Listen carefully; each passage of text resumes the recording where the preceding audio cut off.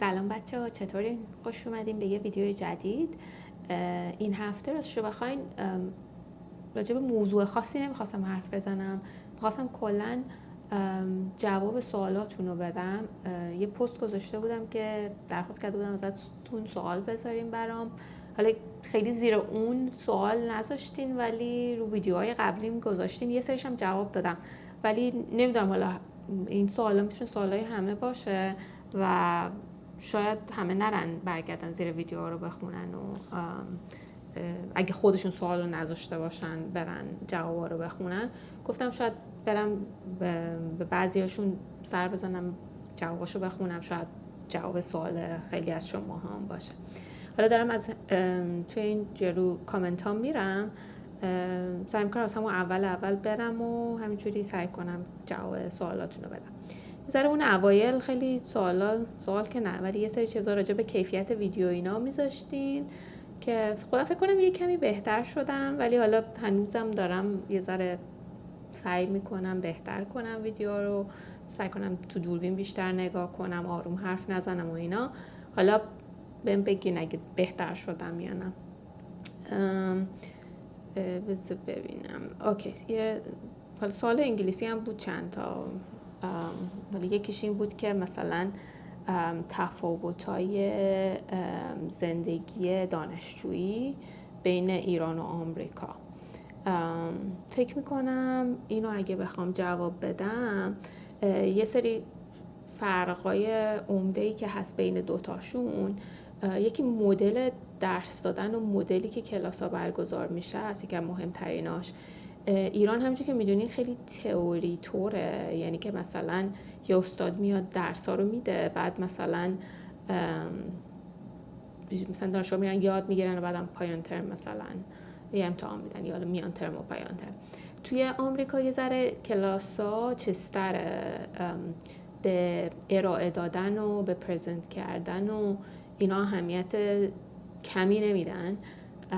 در نتیجه مثلا خیلی از کلاس‌ها حتی اگه مثلا یه بخش تئوری و اینا داشته باشه، خیلی کار گروهی اینا رو سعی میکنن تشویق کنن. در نتیجه مثلا حتما یه بخشی هم داره که مثلا تو با چند نفر دیگه هم گروه میشی و یه پروژه رو انجام میدی یا روی مسئله کار میکنی و بعد میای برای گروه ارائهش میدی، که بعد مثلا حالا همون میان ترم و پایان ترم و اینا ممکنه داشته باشن، ولی سعی میکنن نمره‌های چیزو خیلی قسمت بندی کنن و یه چیز باعث نشه که یکی نمرش کم یا زیاد شه. مثلا همه چی بر اساس پایان ترم نیست، خیلی مثلا چیزای دیگه هم سهیمه توش. این یکی از چیزای مهم بود. دومیش فکر کنم همین یه جورایی این که از همه نژادها و همه کشورها و اینا هستن. حالا این یه ذره خب آمریکا قابل مقایسه نیست با ایران از این نظر، ولی شاید مثلا تقصیر ایران هم نباشه، چون مثلا آمریکا بالاخره انگلیسی زبان خیلی از جاهای مختلف میتونن بیان، ولی مثلا تو ایران اگه کسی بخواد بیاد مثلا باید فارسی اینا چیز کنه که از همون کشورهای منطقه معمولا میان اگه بیان. مثلا اینم یکی از تفاوت‌های دیگه شه، تو کلا با نژادها و کشورهای خیلی متفاوت تری آشنا میشی. این یکیش بود. فکر کنم آره اینا به نظرم توضیح خوبی برای تفاوت‌های دوتاشونه. یه سوال دیگه اینه که ازم پرسیده بود که برای کسی که روز اولیه که میرسه آمریکا اگه آشنایی نداشته باشه چیکار کنه. یه ویدیو من گرفتم، حالا این بالا میذارم، ولی خیلی قشنگ از دیتیل این که رفتم از فرودگاه که وارد آمریکا شدم تا مثلا کارهایی که بعد اون کردم، حالا در واقع به صورت چیز دادم که یه آدم باید بکنه. چه میدونم از اوبر و چه میدونم تاکسی گرفتن از فرودگاه گفتم تا کارهای مثلا ثبت نام دانشگاه و گرفتن سوشال سکیوریتی کارت برای کار و این چیزا همش کامل گفتم. حالا فکر کنم اونو اگه واقعا اون ویدیو رو ببینین کامل تر باشه. یه سوال دیگه که میگه از ویدیو تشکر کرده ولی گفته یه ذره انرژی تو زیاد کن. سعی میکنم تمام سعی میکنم که انرژیمو زیادتر کنم.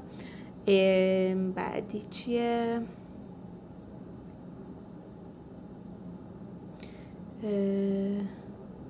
یکی پرسیده که مدرکم چیه یا کارم، که همونجور که بهتون تو تمام ویدیوام سعی میکنم یه چیزی به گذری بهش بزنم. من عمران خوندم با گرایش سازه و زمینه کاری من تو همین گرایش سازه است، ولی حالا قسمتی که کار میکنم اسمش forensics engineeringه که یه چیزی مثل این میمونه که مثلا در واقع وقتی یه اتفاقی میفته، یه چیزی خراب میشه یا یه چیزی در حال خراب شدن، آنستیبل و اینا، ما میریم بررسی میکنیم ببینیم چه اتفاقی افتاده.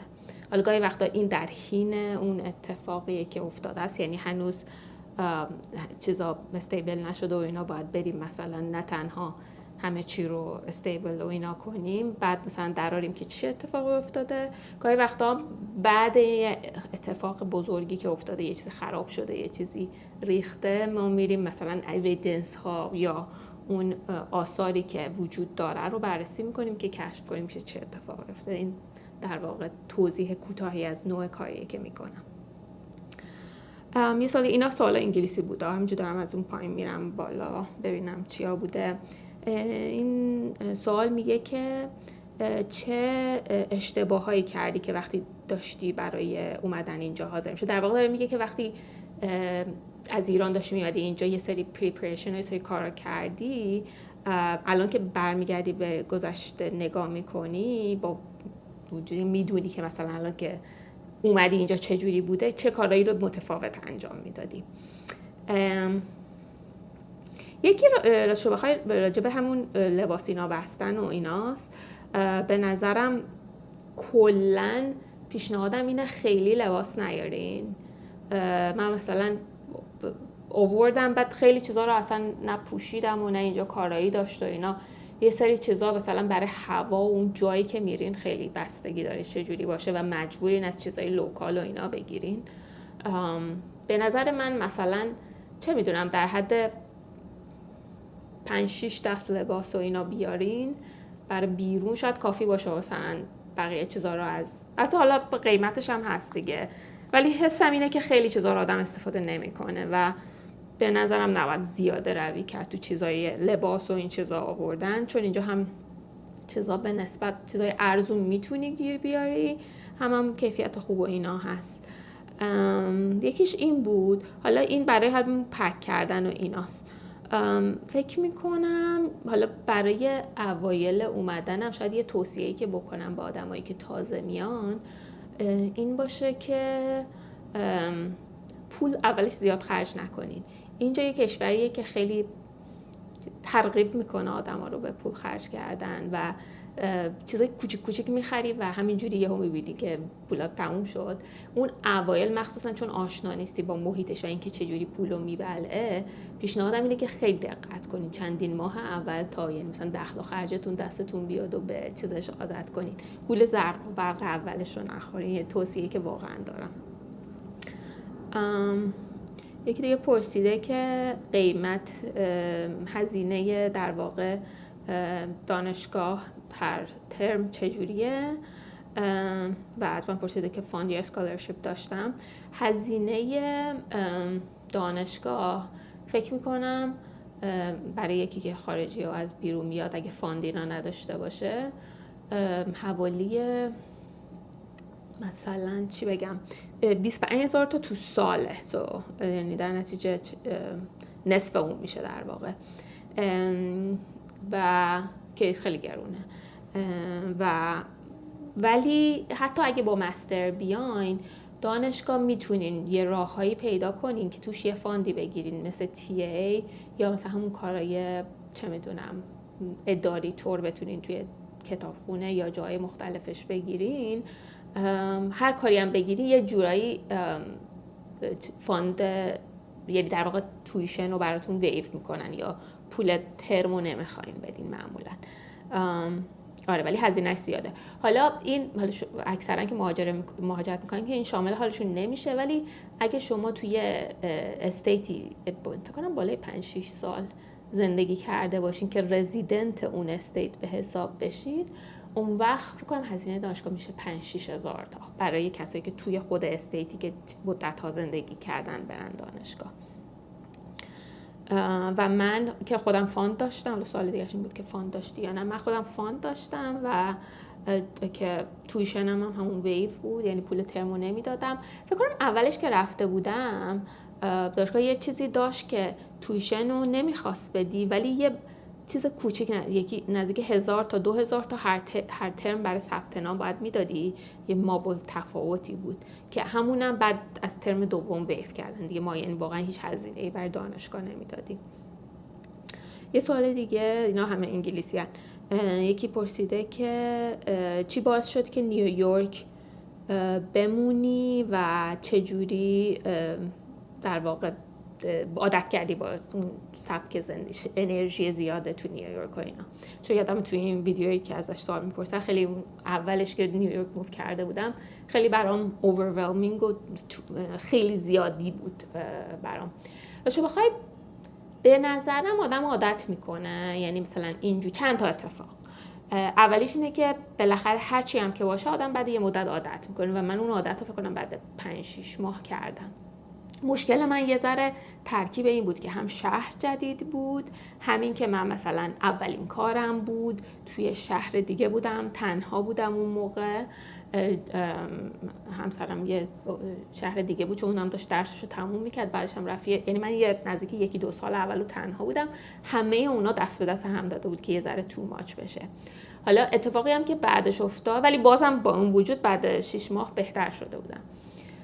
بعدش که کووید اتفاق افتاد، راستش بخوای نیویورک یه ذره هم تغییر کرد، یعنی دیگه تا اون حدم وحشتناک نبود، ولی احساس میکنم تقریبا هر آدمی از هر مدلی دیدم، اگه فقط برای همین تفریح و اینا نباشه، اکثر آدما میگن که نیویورک یه ذره تو ماچه و اینا. ولی شخصا من واقعا به انرژیش عادت کردم و الان مثلا هر شهر دیگه ای که میرم احساس میکنم یه ذره مرده است، یا مثلا اگه خیابونا ساعت 8 شب خلوت میشه اینا، چون یه عادتی که خیلی آمریکایی‌ها دارن، معمولا شامشون هم زود میخورن، 5 و 6 مثلا شام میخورن، بعد مثلا دیگه مغازه و اینا مثل ایران نیست که اینا همه تا شب باز باشه و اینا. واقعا تو شهرهای کوچیکشون یه ذره آدم قشنگ احساس مرگ بهش دست. من شخصا اون انرژی رو دوست دارم، چون خودم تهران به دنیا آمدم و بزرگ شدم، پر انرژی تر و اینا رو ترجیح میدم. و کلا هم شهری که آدما رو نشناسی، یعنی مثلا یه جورایی من خوشم نمیاد مثلا از سر کوچه همه رو بشناسی و اینا. من دوست دارم این حالتی که مثلا تو در عین اینکه دور یه عالم آدم هیچکی رو نمیشناسی، یه چیز ویردیه، ولی من دوست دارم. ولی آره، من بالاخره بهش عادت کردم. یکی راجع به هزینه‌های سفرهای آخر هفته پرسیده بود و اینکه مثلا اگه با ماشین بخوان برین، برای اینکه کم خرچه، هزینه‌ها چجوری میشه. اصولاً اگه بتونی مثلا هتل نری و ایر بی ام بی تور اینا آدم بگیره، میتونی یه ذره هزینه اون شبا رو بیاری پایین. یه سری آدما مثلا چیز میکنن، من شخصا راحت نیستم، ولی چیزای کمپینگ اینا هم هست، مثلا این جای هایکینگ و اینا که برای چه میدونم پیاده روی و اینا هستن، یا پارک های ملی و اینا یه جاهایی دارن که تو مثلا اگه ماشین خودتو داشته باشی میتونی توش بمونی. کار راحتی نیست، مثلا میتونی چیز بذاری، چی میگن، از این تنت ها بذاری توش چیز کنی اینا، یه ذره هزینه ها رو بیاری پایین. حس میکنم که مثلا آره اینجوری شاید حدود مثلا $100 اینا تو روز مثلا بشه اون هزینه موندنه، و دیگه خورد و خوراکم اگه با خودت بیاری، خب همون هزینه‌ای که چیز بودی، اگه مثلا غذای آماده بیاری یا اسنک و اینا دیگه با پول گاز و اینا هم حساب کنی مثلا $200-300 بشه. ولی یه راه دیگه هم اینه که مثلا با یه سری آدم هم چیز بشی، یعنی مثلا یه گروه دوستی باشه، مثلا آدم یه جایی رو رنت کنه، یه جایی رو بگیره، بعد مثلا هزینه رو تقسیم کنه. اونجوری معمولا یه جوری هزینه میشه سرشکن شه و یه ذره بیاد پایین قیمتاش. این سوال جواب نداده بودن، راجع به پارتنرم پرسیده بودن. پارتنرم خب گفتم که تو ویدیوهای قبلیم گفتم از ایران با هم اومدیم، ایرانیه و هم رشته خودمه، یعنی عمران خونده اینجا، حمل و نقل ترانسپورتیشن خوند، ولی الان تو زمینه تک کانسالتینگ کار میکنه. این سوالم پرسیده بود همین فرد که چرا تو ویدیوها نیست. خیلی راحت نیست و اگه که یه روزی راحت بود من خوشحال میشم بیاد، ولی فعلا گفته نه. اوکی، این یه سوال ازم پرسیده بود که فرد دوست داشت کلن دوست نداره مثلا حالا چه میدونم کارهای دولتی و کارهایی که برای مدرک باشه و اینا، با مدرک باشه و اینا، بیشتر دوست داره مثلا جهانگردی کنه، یوتیوب انگلیسی داشته باشه و اینا، ولی گفته که چون راحت ترین راه اومدن تحصیلیه میخوام اونجوری بیام برای پی اچ دی، ولی مثلا مستر اوت کنم. میپرسه که مثلا چه جوریه میشه یا نه.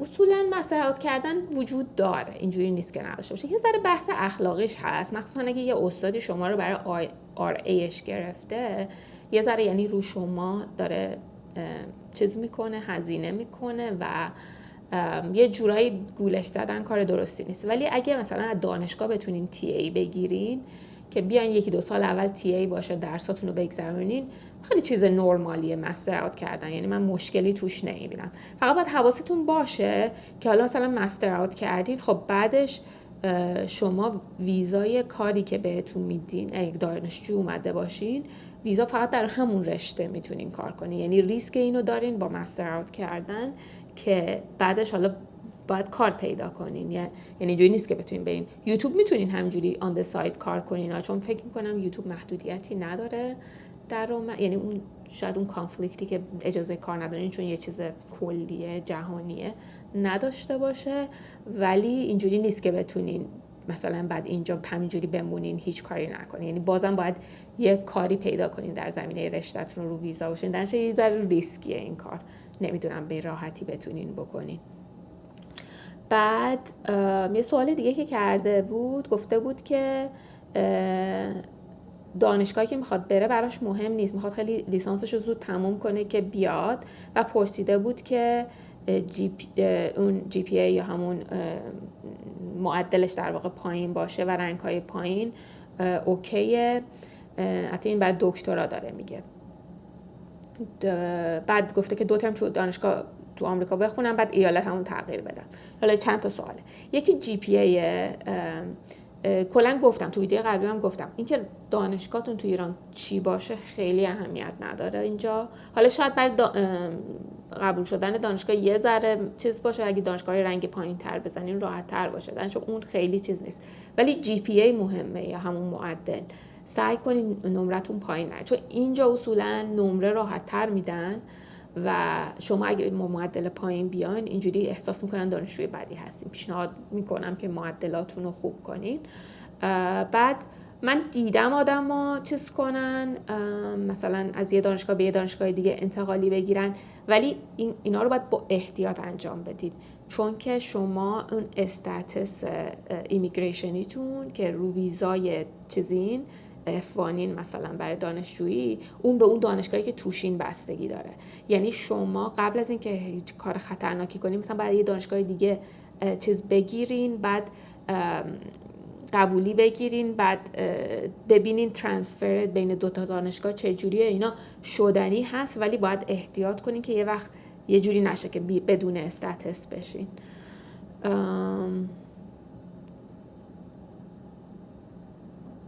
دورش راجع به شهریه دانشگاهی که گفتم، یکی دانشگاه پیشتی خودم چیز شده بود و سوال راجع به خوابگاه و اینا کرده بود که خارج دانشگاه بگیره بهتره یا خود دانشگاه کمپسشو، یعنی چیزشو خوابگاه دانشگاه رو بگیره. راستشو بخوای بستگی به مثلا اگه دانشجوی مسترین شاید یه جورایی خوابگاه دانشگاه برای آندرگراد یا کسایی که برای لیسانس میانه، چون یه مشکلی هم که داره خوابگاه دانشگاه اینه که تو تابستون نخواهید داشت، یعنی باز مجبور میشین تابستون یه جای جدا بگیرید. هزینه‌هاش هم کم نیست. خب حتی یه چیزی که داره اینه که همه مثلا پول برق و اینترنت همه اینا اینکلودد توی اون هزینه‌ای که میدین، ولی باز هزینه‌اش کم نیست، یعنی بالاست. این در نتیجه ممکنه حتی بتونین ارزون‌تر تموم کنین بیرون دانشگاه بگیرید. راجع به محله‌های همون اطراف اون دانشگاه UIC گفته بود. دانشگاه UIC حالا راجبش بخوام بگم یه استیت یونیورسیتیه، یعنی تو آمریکا 2 دسته دانشگاه، نه شاید 3 دسته دانشگاه داریم. یه سری دانشگاه‌ها داریم دانشگاه عادی، یه سری دانشگاه پرایوتن که معمولاً هم خیلی گرونن، یه سری دانشگاه هم استیت یونیورسیتی، یعنی چیزی مثل دولتی خودمون میشه، ولی حالا به اون مفهوم نیست. کلا استیت ها یه سری دانشگاه دارن توی یه سری شهرها، کلا برای آدمای تو اون شهر خب قیمتاشون بهتره و اینا یه سری بنفیت ها دارن. اینا اینکه دانشگاه بهترین یا نه واقعا بستگی داره، بعضیاشون خیلی خوبن بعضیاشون بد نیستن. معمولا هم یه ذره فاند و اینا از استیت میگیرن و دولت.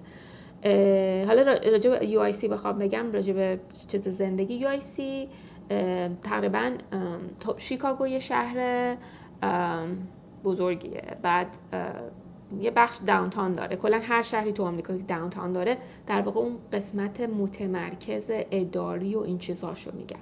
شیکاگو هم یه داونتاون خیلی خوبی داره. بعد بقیه چیزش که مثلا نزدیک لیک هم هست، نزدیک دریاچه میشیگنه، بعد بقیهش یه ذره شهر فلت تر میشه و یعنی مثلا ساختمان‌های کوتاه تر هستن و یه ذره بافت متفاوت تر شهریه. حالا دانشگاه UIC دقیقاً غرب داونتاونه، یعنی جایی که داونتاون تموم شده و در واقع غربش. اطرافش کلا خونه کم نیست که مثلا قیمتاش بد نباشه، همون نزدیک دانشگاه بگیرین. یه مشکلی که داشت UIC یه ذره خیلی مثلا امنیتش یه ذره نسبی بود، یعنی کلا دانتان امن‌تر بود و شمال دانتان یه ذره یه خیابونی چند تا خیابون پایین‌تر از دانشگاه بود به سمت جنوب که از اونجا به بعد یه ذره خطری اینا میشد. درنچه یه ذره باید احتیاط کنین. هر جام که میخواین خونه بگیری سعی کنین. اینجا فکر کنم یه سری فاکتورها دارد، اینکه مثلا یه امتیازی میگیرن محله‌های مختلف که چقدر واکبلن یا چقدر برای راه رفتن اوکی ان، اینا یه فاکتور مهمیه برای امنیت. اوناشو باید بررسی کنین و بعد مثلا تصمیم بگیرین. منم کلا خودم که شیکاگو بودم همون اوایلش که تنها بودم غرب، یعنی تو داونتاون ولی همون قسمت غربش دقیقاً یه پیاده روی کوتاه میکردم که به دانشگاه برسم. بعدش هم رفتم شمال شیکاگو زندگی کردم.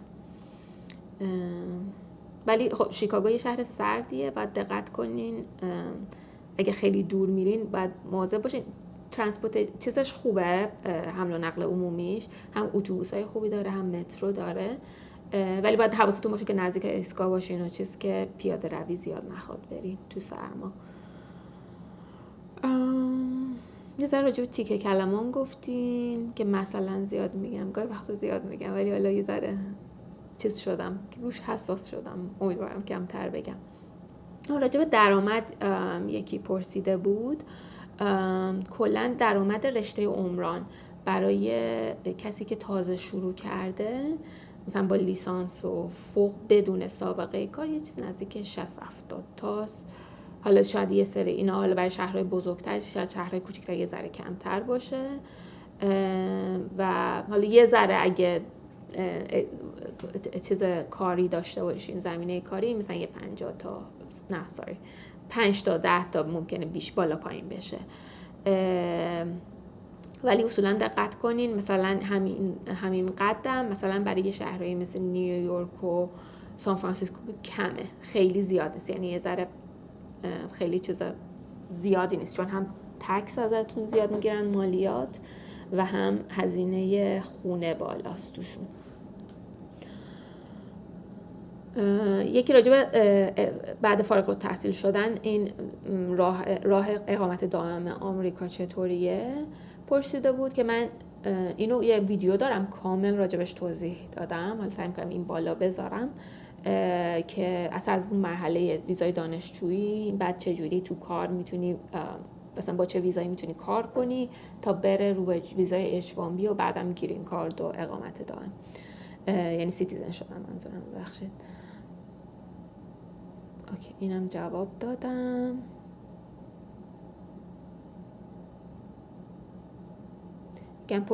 گفته بود که از اسکین کیر ویدیو بذارم. آره هنوز نذاشتم. یه ذره احساس کردم خیلی استقبال نشد از ویدیوهای آرایش. حالا میدونم یه سری برای پسرا جالب نیست، ولی حالا سعی می‌کنم خودم چون دوست دارم آرایشی و مثلا چیزای پوستی و اینا، سعی می‌کنم یه ذره گاهی وقتا از اونها هم بذارم. یکی پرسیده بود که وقتی دانشجو تو آمریکا هستیم چقدر میتونیم از ایران، چقدر میتونیم بیایم ایران و از آمریکا خارج شیم. اصولا حالا الان که ترافل بنه، ولی اصولا در حالت عادی اگه ویزای دانشجویی داشته باشین، آمریکا عادت داره که 2 نوع ویزا به ایرانی‌ها میده. یکی بهش میگه مالتیپل، یکی سینگل اینتری. ویزای سینگل اینتری عین چیز میمونه، یعنی تو فقط ویزا برای وروده، بعد که اومدی اینجا خب اوکی کاراتو میکنی و اینا، اگه خارجی اون ویزا رو از دست میدی، یعنی باید دوباره ویزا بگیری، یعنی ریسک اینو داره که ممکنه نگیری یا طول بکشه که بگیری و اینا، بعد اونو دقت کنین. ولی اگه مالتیپل اینتری باشین که معمولا هم 2 ساله، یعنی یه مدت 2 ساله بعد از اون تبدیل به چیز میشه، یعنی چیزش قطع میشه. اگه داخل آمریکا باشین هیچ طوری نمیشه، ولی بعد اون 2 سال نمیتونین، ولی تو اون 2 سالی که داره میتونین برین و بیاین. من مثلا پارتنر خودم اون ویزای مالتیپل اینتری گرفته بود. وقتی گرفته بود معمولا مثلا گرایش‌های سازه رو مثلا برای تو عمران نمیدن، کلا رو چیزایی که حساس تر باشن بهش همون سینگل اینتری میدن. بعضی رشته‌ها که یه ذره حساسیتاش کمتره به اونا مالتیپل میدادن اون زمان، ما الان واقعا نمیدونم چه جوری شده. یکی راجع به همکاری تو یوتیوب پرسیده بود که نمیدونم واقعا، من خودم هم تازه شروع کردم، خیلی اطلاعی ندارم. این کامنت هم یه کامنت هم برام نوشته بود فکر کنم توی اون ویدیویی که راجع به پلنم برای یوتیوب و اینا گفته بود که به یه موضوع خودم رو محدود نکنم و سعی کنم موضوعای متنوع چیز کنم. سعی میکنم این کارو بکنم، ولی احساس میکنم مثلا خیلی در واقع ویدیوهایی که راجع به همین مهاجرت و زندگی اینجا اینا میگیرم معمولا ویواش بیشتر میشه و اینا، ولی چون علاقه خودم هم هست گاهی وقتا چیزای مختلفم میگیرم، یعنی برای خودم جالب تره. حالا بگذره، حالا احتمالا یه ذره جهت ها رو این ور اون ور کنم. سوال راجع به PhD فود ساینس پرسیده بودن که چند درصد ممکنه اوور کوالیفای باشه.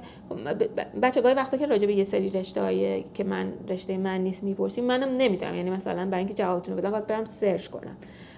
ولی کلا راجع به PhD اینجا اگه توی آکادمیا توی چیزای مثلا نمیخوام به این استاد شین و اینا یا ریسرچ فقط بکنین، PhD کلا اوور کوالیفای یا یعنی زیادیه و شما یعنی واقعا اگه هدف کلیتون کار کردن توی اینداستری باشه مستر کافیه. یعنی PhD فقط یه ذره ممکن حتی کار پیدا کردنتون رو سخت کنه، ولی از اون برم خب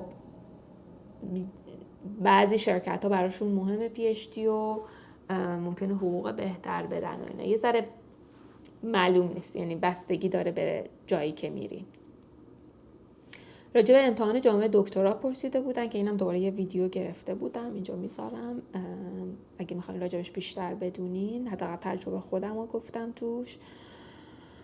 راجع به اینکه چجوری کار پیدا کنیم اینم دوباره یه ویدیو گرفتم، هم راجع به مصاحبه کاری، هم راجع به اینکه مثلا چجوری کانکشن بزنیم. کانفرنس ها و اینا خیلی مهمن، کنفرانس ها برای لینک کاری پیدا کردن، و اینکه سعی کنید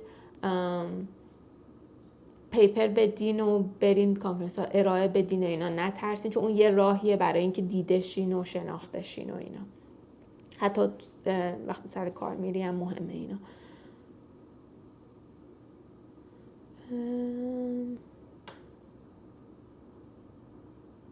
یکی سوال پرسیده بود تو نیویورک کدوم منطقه برای خانواده‌هایی که تازه میان مقرون به صرف است و نزدیک به امکانات عمومی؟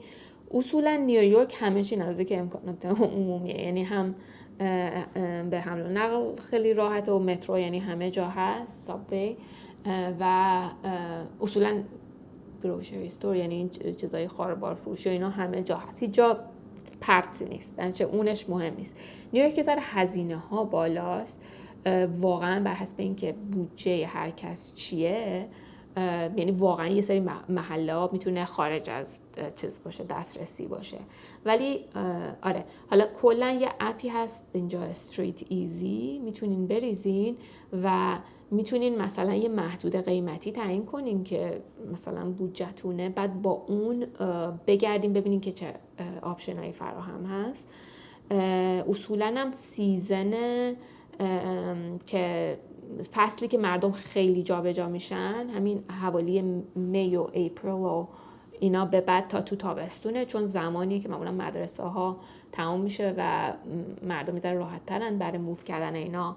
اصولا اون موقع ها خیلی خونه ها میاد، یعنی خیلی آپشن زیاده، ولی از اون برم قیمت ها به نسبت بالاه چون خیلی ها دنبالشن و خیلی هم زود میره خونه ها توی نیویورک.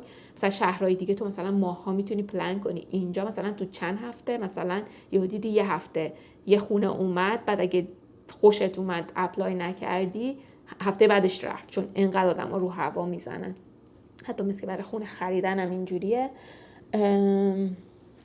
بعد آره دیگه اینجوری نگاه کنید. حالا نیویورک خوبی که داره اینه که مثلا نیوجرسی هم خب نزدیکه، مثلا جرزی سیتی، یه سری شهرهای استیت نیوجرسی خیلی نزدیک نیویورکه، یعنی مثلا جرزی سیتی شاید با یه قطار فاصلش کمتر از مثلا شمال منهتن به مثلا چه میدونم داونتاون منهتن باشه. در نتیجه یعنی مثلا شما میتونین تو استیت های مجاورم باشین و گاهی وقتا تو یه سری هزینه ها بهتره، یه ذره خب کلا که قیافه کلا قیمت های جرزی کمتره. حالا جرزی هم جایی که نزدیک نیویورکه، همون جرزی سیتیه، یه شهری دارن هوبوکن، کلا در واقع غرب منهتن رو نگاه کنین تمام اون کنار این هاتسون ریور اونور مثلا شهرهای مختلف جرزیه.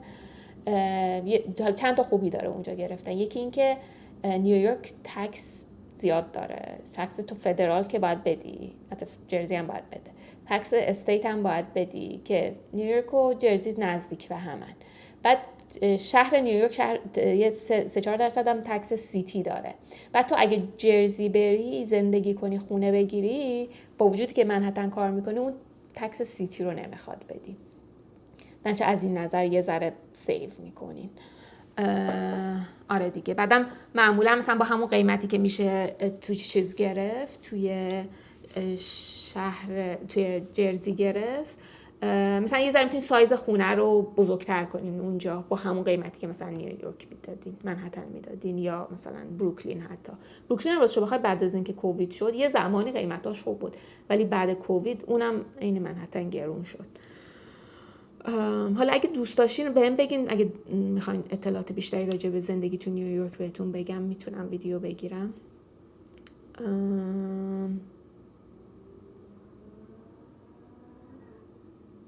این ویدیو رو ممکنه مجبورشم 2 قسمت کنم چون احساس کنم الان نیم ساعت شد.